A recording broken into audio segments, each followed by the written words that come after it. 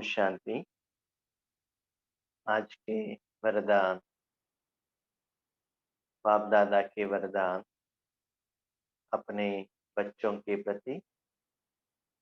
Date 7 अगस्त 2022। वरदान है, समर्पण भाव से सेवा करते सफलता प्राप्त करने वाले सच्चे सेवाधारी भव। समर्पण भाव से सेवा करते सफलता प्राप्त करने वाले सच्चे सेवाधारी। बाबा कहते हैं, बच्चे आप सभी लोग सेवाधारी हो। इस लौकिक में भी कोई ड्यूटी करता है, रिटायरमेंट के टाइम पर कहते हैं इन्होंने सेवा की, लेकिन उसको सेवा कहा नहीं जाता है, क्योंकि जो कर्म किया है उसके लिए वो सैलरी लेते हैं, एम्यूनरेशन लेते हैं। सेवा किसको कहते हैं? जो कर्म आप करते हो वो कर्म का फल आपको स्वीकार नहीं करना है, न अभी न भविष्य में। सिर्फ कर्म करना है और कोई अच्छाई के लिए करना है, लेकिन कर्म के फल का एक्सपेक्टेशन भी नहीं रखना चाहिए, इच्छा भी नहीं रखना चाहिए। तो कहते हैं सेवा। सेवाधारी, सेवाधारी माना सेवा करने का आधार। सेवा भी एक कर्म है। सेवा कर्म है तो कर्म करने वाला एक चाहिए, और कर्म करने वाले मालिक के साथ साधन भी चाहिए। सिर्फ जड़ चीजों से कर्म नहीं होता, सिर्फ बल्ब से रोशनी नहीं आता है, इलेक्ट्रिसिटी तो चाहिए ना। टीवी ऑन करने के लिए इलेक्ट्रिसिटी चाहिए ना। तो वैसे ही इस दुनिया में कर्म करने के लिए चैतन्य एक चीज चाहिए, जड़ भी चाहिए। लेकिन जो भी आत्मा तन मन धन जन लेकर कुछ पाठ किया, उसको कर्म कहा जाता है, उसको सेवा कहा नहीं जाता। क्यों? क्योंकि जो भी हम कर्म करते हैं, कर्म का फल मेरे साथ में आता है। 84 जन्म में उसका फल हम भुगत लेते हैं। आज नहीं तो कल, इस जन्म में नहीं तो भविष्य में जन्म में, अच्छा या बुरा हो जो भी है, हमने जो कर्म किया है वो कर्म का फल हमें भुगतना ही है। तभी बाबा कहते हैं सेवाधारी। इसमें सेवा करने वाला बाबा है, हम सिर्फ साधन है, आधार है, इंस्ट्रूमेंट है, साधन है। सेवा करने वाला बाबा। और एक बात बाबा ने कही, समर्पण भाव से सेवा। ये क्या है? भाई बहन अपनी जिंदगी को चेक कीजिएगा। बाबा क्या है?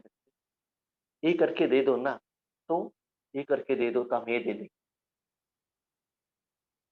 ये जो कोर्ट का केस है ना, वो क्लियर करके दे दो, भंडारा में 10,000 रुपए लगा देंगे, एक तरसरे का एक बुक करा देंगे। तो समर्पण भाव कहते हैं। ये बिजनेस हो गया है ना, कुछ आप दे दो, मैं कुछ दे देता हूँ। तो समर्पण भाव कैसे?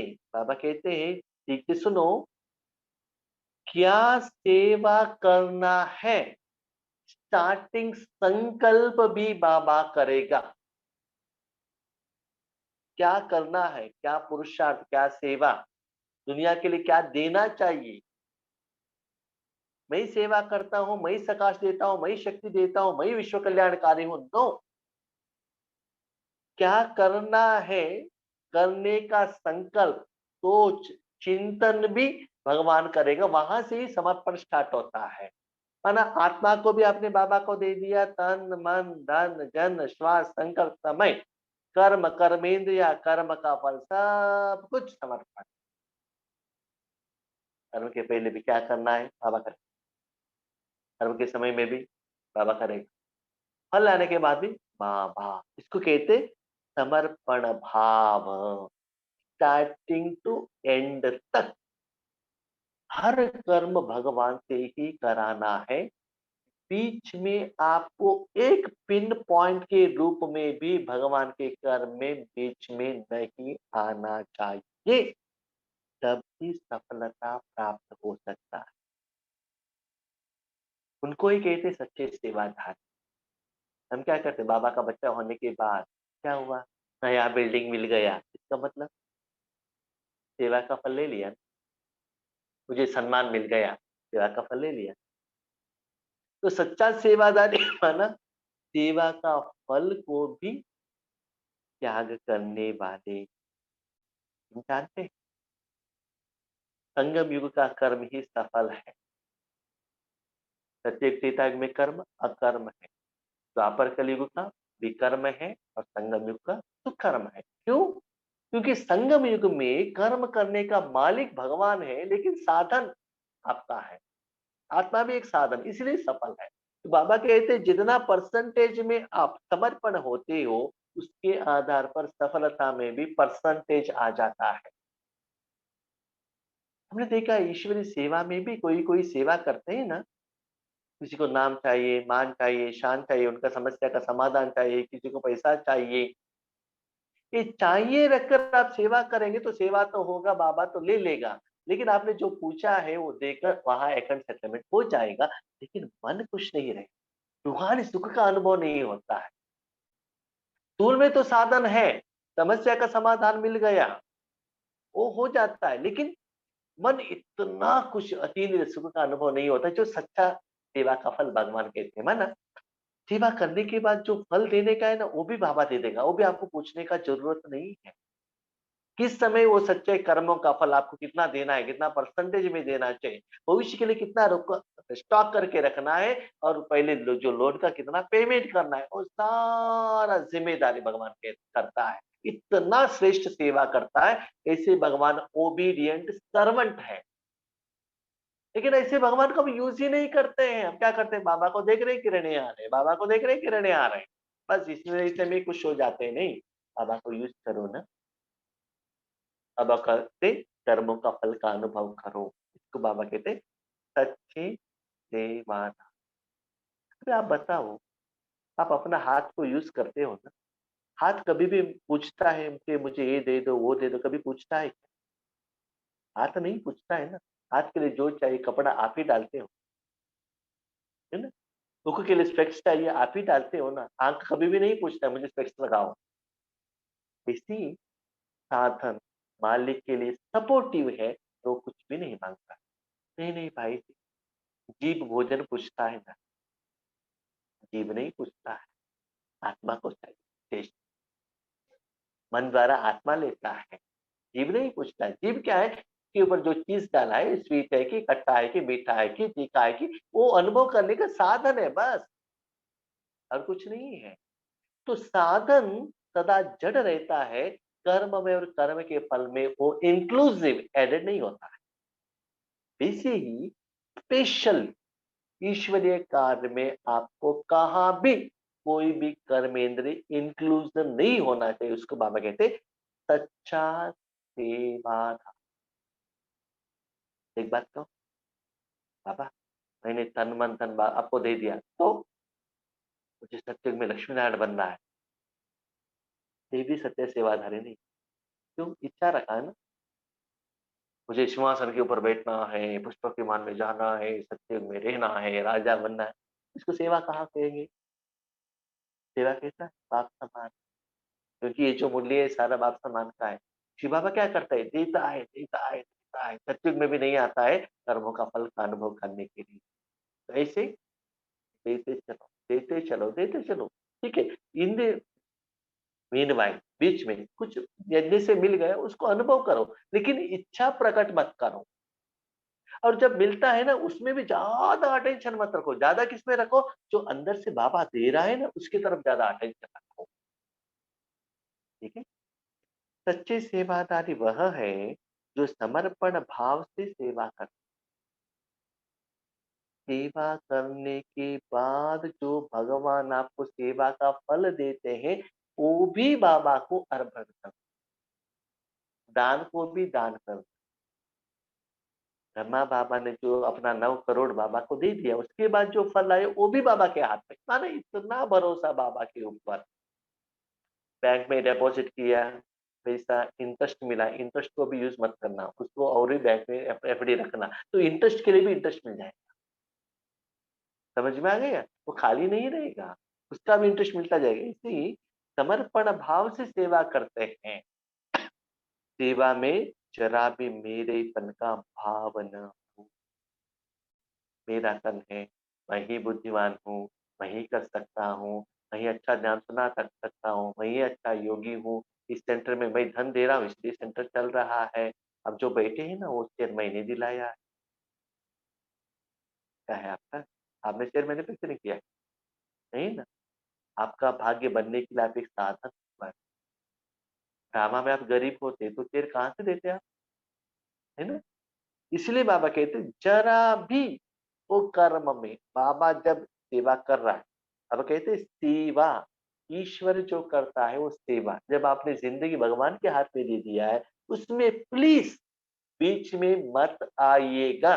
बाबा आगे वाले आत्मा जो बैठे हैं उनको जो सुनाना है आप सुनो, सुनाओ उनको, क्योंकि उनको मैं सुनाता हूँ। आप क्या करते हो? बाबा पूछता है। मैं क्या करता हूँ? मैं ओबीडिएंट स्टूडेंट के रूप में बाजू में बैठकर मैं सुनता हूँ।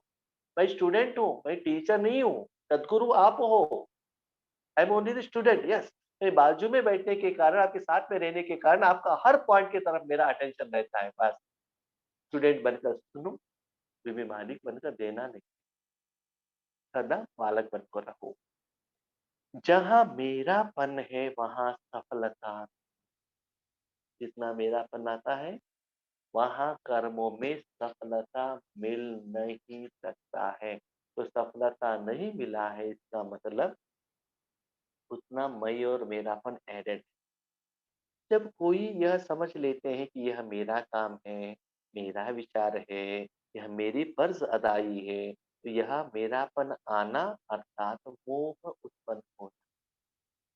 मैं ही कर सकता हूँ, मैं ही ठीक हूँ, मैं ही श्रेष्ठ हूँ, मुझे ही समझ में आता है। इसका मतलब भगवान की जो चीज है, जायदाद है, शक्ति है, उसको मेरा समझना, ये मोह है।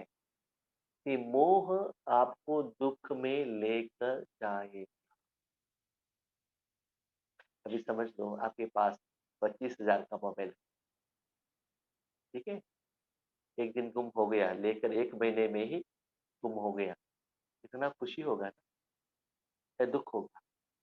क्या होगा? मेरा मोबाइल 25,000 दिया था, नया था, 1 महीने में चला गया, कितना दुःख होता है। ये सेकंड हैंड मोबाइल था, 2000 का मोबाइल था, गुम हो गया तो तब भी फीलिंग होता है लेकिन ज़्यादा नहीं होता है, ठीक है? इसीलिए जिसमें आप मेरा समझते हो ना, उसमें मोह आ जाता है। मोह के साथ-साथ दुःख भी आ जाता है। इसलिए सब कुछ यूज़ करो लेकिन अपना नहीं, बाबा का है। गया तो भी बाबा का है, आया तो भी बाबा का है, आपका नहीं। आपका क्या है? शरीर लेकर आए थे क्या? शरीर लेकर जाएँगे क्या? या बिल्डिंग लेकर जाएँगे? नहीं है ना, सब कुछ यहाँ ही रख कर जाना है। आप तो गेस्ट हो। तो थोड़ा भी मेरापन आना माना मोह उत्पन्न होना। लेकिन कहाँ भी रहते सदा स्मृति रहे कि मैं निमित्त हूँ। बाबा आपको कहाँ भी भेजे, मैं निमित्त हूँ। किसके लिए? जहाँ बाबा ने आपको भेजा है, वहाँ बाबा कुछ सेवा करना चाहता है। आप नहीं गए हो, बाबा ने आपको भेजा है, बाबा जानता है। वहाँ जाने के बाद मन बाबा के हाथ में देना, उतना ही आपका काम है बस। जो निमित्त आत्मा है, जो भी आपके बाबा ने वो निमित्त आत्मा द्वारा बुलाया है, जो टाइम टेबल दे दे, उसके अनुसार आपको प्रोग्राम करना है बस। I am only the instrument. ये सेवा मेरा नहीं है, संदेश मैं नहीं दे रहा हूँ। कौन दे रहा है? बाबा। बाबा ही आया है। बस जहाँ भी जाते हो वहाँ जाकर बैठ गए ना, मन बाबा के हाथ में दे। फॉर एग्जाम्पल एक माइक सेट रेडी करने वाला, उनको बुलाते हैं, देखो प्रोग्राम में आपको माइक सेट सेट करना है। वो आता है माइक सेट सेट करता है बस। क्या बातें करना है तो स्पीकर करता है ना, माइक थोड़ी ही करेगा। माइक तो सिर्फ साधन है। वैसे ही आप सिर्फ साधन हो, इतना खुश पाओ कि भगवान ने 850 करोड़ आत्मा में आपको निमित्त रूप में यूज किया। लेकिन निमित्त रूप में यूज करने के बाद मैं और मेरापन का अभिमान आ गया। याद रखिएगा, भविष्य में भगवान आपको यूज नहीं करेगा और सफलता का अनुभव आपको नहीं हो। जितना भगवान को आगे रखते जाएंगे उतना जो मैं और मेरापन वो क्या होता है, जल जाता है, नाम निशान नहीं रहता है। बाबा बाबा, आपको भी पता चलता है, आगे वालों को भी पता चलता है कि कोई आत्मा बात नहीं कर रहे, कोई शक्ति बात कर रहे हैं। जो बीके उनको समझ में आता है भगवान बात कर रहे हैं, क्लियरली पता चलता है। वो एनर्जी, वो पावर, जो क्लैरिफिकेशन, इसे क्लियरली पता चलता है। अब जो सेवा के लिए निमित्त है उनको तो 100% पता चलता है क्या हो रहा है, क्योंकि उनका ओरिजिनल कैपेसिटी क्या है उनको मालूम रहता है। लेकिन कहाँ भी रहते हैं, सदा स्मृति रहे कि मैं निमित्त हूँ, यह मेरा घर नहीं लेकिन सेवा स्थान। जहाँ भी आप जाते हो वो आपका घर नहीं है, किसका काम है, किसका घर है? सेवा स्थान। सेवा स्थान माना किसका स्थान है? बाबा का स्थान। बाबा यूज करेगा। सिर्फ जगह आप दे दो, भले आप बस पर बैठे हो, ट्रेन पर हो, वेजिटेबल मार्केट में हो। कभी कभी लौकिक वाले आपको इनविटेशन देते हैं शादी में, ब्लड रिलेशन की जगह पर हमको जाना पड़ता है, वहां गए हैं तो भी हम शादी में नहीं आए हैं, ईश्वरी सेवा के लिए आए। वहां जाकर बैठ गए ना, मन बाबा के हाथ में दे दो, बाबा शक्ति देता रहेगा, वहां से भी ईश्वरी सेवा होता ही रहेगी। तो जहां से भी इनविटेशन आता है समझ लो बाबा का इनविटेशन, बाबा वहां को देना चाहता है। तो समर्पण भाव से निर्माण, निर्माण माना भगवान ने सेवा की तो आपका मान क्यों बढ़ना चाहिए? सेवा आपने थोड़े ही की। निर्माण माना आगे वालों से कोई भी मान, रिस्पेक्ट, सम्मान, एक्सपेक्ट मन में इच्छा के रूप में ही नहीं आएगा। क्यों? क्योंकि मैंने कुछ किया ही नहीं। मैंने किया होता उसका फल के लिए मैं जिम्मेदार था, मैं संकल्प कर सकता था। मैंने किया ही नहीं है तो मैं कैसे उस कर्म के फल के मैं हकदार कैसे होता हूँ? ठीक है, इसलिए निर्माण, न सूक्ष्म रूप से न स्थूल रूप से आगे वाले आत्माओं से किसी से भी मान एक्सपेक्ट नहीं करते। और एक सच्ची बात बताओ, जितना मान एक्सपेक्ट करते हो ना उतना मिल जाता है, उसके बाद आपका जो पर्स है ना खाली हो जाता है, कुछ भी नहीं। लेकिन मान एक्सपेक्ट मत करो, कितना आपका अकाउंट में जमा हो जाएगा। वो आंतरिक अंदर का जो खुशी है ना, अंदर का खुशी बहुत अच्छा होता ही रहेगा। आगे वाले आत्मा है ना दिल से आपको क्या करेंगे, दुआ देंगे। मुख से पूछने का जरूरत नहीं है, ना पैसा है, ना सम्मान है, ना गाय नहीं, कुछ भी नहीं। एक्सपेक्टेशन मत रखो। जितना एक्सपेक्टेशन मत रखते हो ना उतना अच्छा मिलता ही जाता है। That is the beauty. क्यों? जितना आपने एक्सपेक्टेशन किया उतना ले लिया, इसका मतलब जो सेवा का फल आपने कच्चा ही खा लिया, भविष्य के लिए कुछ नहीं है। अभी सेवा की फल आपके पास स्टॉक है, इसका मतलब ये फल भाई बहनों जब भविष्य में परिस्थितियां आता है, समस्याएं आते, उस समय ये फल बाबा यूज करके परिस्थिति से आपको पार करेगा। अभी खा लिया है तो घर में जाने के बाद पेमेंट करने के लिए आपके पास कुछ नहीं रहेगा। निर्माण और नष्ट मोह बन सफलता को प्राप्त कर लेंगे। नष्ट मोह, किसी के साथ भी मेरा अटैचमेंट नहीं, नो बडी इज माइन। चाहे व्यक्ति हो, चाहे साधन हो, चाहे सेवा हो, कुछ कर्म हो, कर्म मुझे कुछ भी नहीं। मैं डिटैच, निश्चिंत चक्रवर्ती, कोई भी चिंता मेरे पास नहीं है। इस स्थिति जितना आएगा, हु एम आई, मैं एक एनर्जी हूँ बस। मेरा काम क्या है? एक बल्ब, काम क्या है? इलेक्ट्रिसिटी से जो लाइट आता है उसको रोशनी देना बस। रोशनी के अंदर क्या होता है वो आपका काम नहीं। मैं बीके बना हूँ, बाबा ने मुझे सिलेक्शन किया है, मेरा काम क्या है?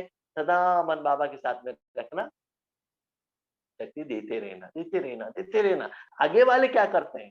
अभी वो बल्ब कभी डिसाइड करता है क्या आप भोजन खा रहे हो ना, नहीं खाओ, कहता है? नहीं, कुछ भी करो, उसमें इंटरफेयर नहीं होता। इसलिए याद रखिएगा, इस दुनिया में जो भी आत्मा जो भी पार्ट कर रहा है वो राइट कर रहा है, रॉन्ग कर रहा है। हुम यू आर, आप कौन हो राइट और रॉन्ग कहने वाले? आपको पावर दिया है क्या? डिसीजन मेकिंग पावर बाबा आपने दिया है? बाबा ही डिसाइड नहीं करेगा, भगवान ही नहीं कहेगा। भगवान कहते हैं ड्रामा इस बच्चे एज़ एक्यूरेट परफेक्ट है। आप कौन होते हो डिसीजन के? राइट? इसलिए किसी भी आत्मा का कर्म और कर्म के फील्ड में इंटरफेयर मत हो जाइए। आपको क्या करना है? स्वदर्शन, स्वचिंतन, स्व-अवलोकन, स्व-परिवर्तन। अपने कमाई के प्रति सोचो ना। शॉप में जाते हो, बहुत सारे बिज़नेस पीपल्स हैं, बहुत सारे शॉप हैं। वो लेकर आपको क्या करना है? आपका बिज़नेस क्या चल रहा है वो देख लो ना। बाकी लोगों का लेकर आपको क्या करना है? आपको प्रॉफिट हुआ कि नहीं? उस दिन बिज़नेस हुआ कि नहीं? भाई-बहनों मैं कितना खुशी हूँ। ड्रामा वेरिएशन हो रहा है, आप भी देख रहे हो, ठीक है? हाँ, स्टार्टिंग से अब तक बाबा कितना वैरायटी का सेवा ले रहे हैं हमसे। भले 2 साल बीच में कोरोना आ गया, फिर भी सेवा लेने में बाबा ने मेरे से कुछ भी कमी नहीं।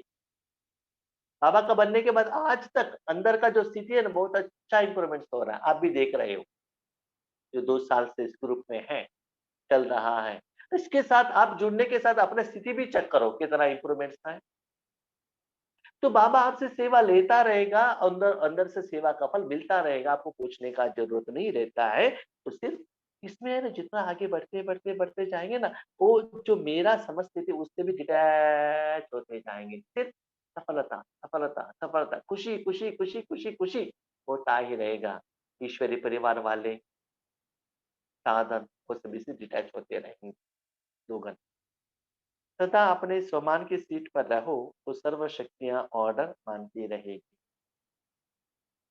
आपके पास जो शक्ति है, समय के अनुसार आपका बात सुनना है तो क्या करना पड़ेगा? स्वमान क्वेश्चन स्वमान स्व कौन? आत्मा। आत्मा का मान कब बढ़ेगा? ये कपड़ा है, कपड़ा का मान कब बढ़ेगा? इस कपड़े को साफ करेंगे, तभी बढ़ेगा ना। इस कपड़े को आयरन लगाएँगे, तभी बढ़ेगा ना। तो आत्मा का मान कब बढ़ेगा? याद रखिए। आपके परमपिता परमात्मा भगवान आपका जिगरी दोस्त फ्रेंड शिव बाबा आत्मा और मन बुद्धि को जितना क्लीन करेगा उतना मान बढ़ेगा। जितना विशेषता शक्ति को उसमें ऐड करेगा तब बढ़ेगा। भगवान के कारण मान बढ़ता है। ये कपड़ा अलग अलग रीजन से गंदा होता है लेकिन साफ करने का साधन है पानी। पानी के कारण इस कपड़े का मान बढ़ता है। आयरन लगाने से मान बढ़ता है। इस शरीर की चमड़ी को फेयर एंड लवली लगाने से मान बढ़ता है। तो स्वमान माना आत्मा ने जो कमाई की है, ईश्वरीय सेवा की है, आत्मा में जितना पवित्रता आई है, उस सीट पर बैठकर क्या करो? ऑर्डर करो, तब सर्वशक्तियाँ सुनेंगी। मैं तो करोड़पति हूँ, मैं इस पोस्ट में हूँ, मैं इतना साल से ध्यान में हूँ, इस आधार पर अपनी शक्ति को कहेंगे, वो आपका बात नहीं सुनें। याद रखिएगा, जिसको जो चाहिए वो देंगे तो वो बात सुनेंगे ना।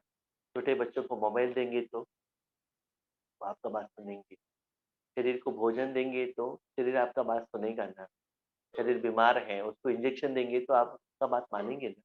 याद रखिएगा, आत्मा और मन बुद्धि संस्कार को शांति चाहिए, स्वच्छता चाहिए, शुद्धता चाहिए, पवित्रता चाहिए। जितना आप देते ही जाते हो, उतना वो कर्मेंद्रिय आपका बात सुनने लगेगा। तब भगवान से जो शक्ति आता है, जैसे चाहिए आप उसको यूज़ कर सकते हैं। आपके पास एक व्हीकल है, बैटरी ठीक ठीक है, पेट्रोल डाला है, सब कुछ ठीक है, तो आपका बात सुनेगा ना। व्हीकल को मेंटेनेंस ही नहीं करेंगे तो बीच में रुक जाएगा। इसीलिए सबको मेंटेन करना बहुत ज़रूरी है और उस सीट पर बैठना है। व्हीकल को ड्राइविंग करना है तो कहाँ बैठना पड़ेगा? कहाँ बैठना है? ड्राइविंग सीट पर है। तो अभी आप सोचो आप कहाँ बैठते हो? हम कहाँ बैठते हैं मैडम? चेयर के ऊपर बैठते हैं। ठीक से देख लीजिएगा। आप आत्मा हो, कहाँ बैठना है? भृकुटी के ऊपर बैठना है। बाबा की गोद में बैठना है। लेकिन हम कहाँ बैठते हैं? आँखों में रहते हैं, कानों में रहते हैं, जीभ में रहते हैं, टीवी में रहते हैं, मोबाइल में रहते हैं। मन को वहाँ रखते हैं, भ्रकुटी में बैठते ही नहीं। देखो, आपको सच्चा प्यार मिलना चाहिए तो शरीर को माँ-बाप के घर में लेकर आओ ना। उस घर में रहो ना। दुनिया में घूमते रहेंगे, तो सच्चे माँ-बाप का प्यार का अनुभव होता है क्या? सच्चा सुख शरीर के लिए शरीर के घर में ही मिलता है ना। तो सदा अपने मन बुद्धि को भ्रकुटी में ही रखो, बाबा की गोद में ही रखो, वहाँ ही बैठकर हर कर्म करो, तभी आपका बात मानेंगे। जो आत्मा ड्यूटी पर है, पोस्टेड पोजीशन पर है, चेयर पर बैठकर ऑर्डर करेगा तभी लोग मानेंगे। चेयर से पोस्ट से उतारेंगे तो पोस्ट चला गया। अब आपके सिग्नेचर के लिए, आपके बातों के लिए, आपके लेटर के लिए कोई भी वैल्यू नहीं है। इसलिए शक्तियाँ आपका बात मानना चाहिए, संगम युग में आपको रहना चाहिए, आपको बाप की गोद में रहना चाहिए, वहाँ रहकर ऑर्डर करो मानेंगे। लास्ट एग्ज़ाम्पल, कोई-कोई माताएँ अपने बच्चों को कुछ कहना चाहते हैं, तो जब अकेले हैं वो नहीं कहते हैं, कब कहते हैं? पति को बाजू में रखते हैं। जब पति घर में रहते हैं, तब अपने बच्चों को कुछ कहते हैं, क्यों? पति रहने के कारण बच्चे झगड़ा नहीं करते हैं, गुस्सा नहीं। अकेले माता रहेंगे ना, तो बच्चे बात ही नहीं सीखते। ऐसे ही आप अकेले रहेंगे, तो सर्वशक्तियाँ आपका बात नहीं सुनेंगी। बाबा के गोद में रहो, शक्तियाँ भी बात सुनेंगी, माया भी बात सुनेगी, रावण भी बात, ठीक है? अच्छा, पंक्ति।